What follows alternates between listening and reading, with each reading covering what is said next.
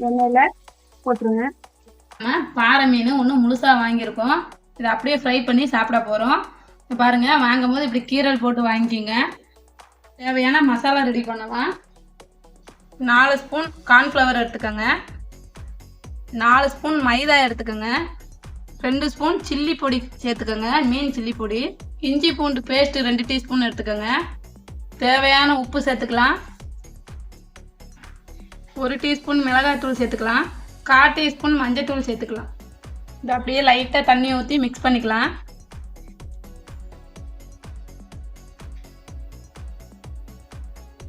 நல்லா இந்த பதத்துக்கு நம்ம தண்ணி ஊற்றி பெசரி எடுத்துக்கணும்.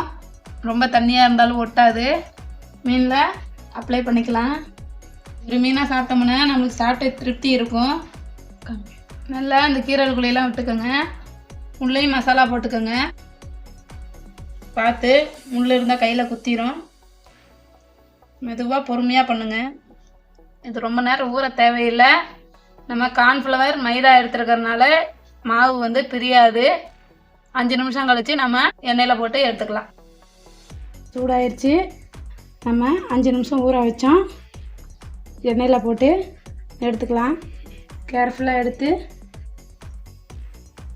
எண்ணெயில் போட்டுருங்க.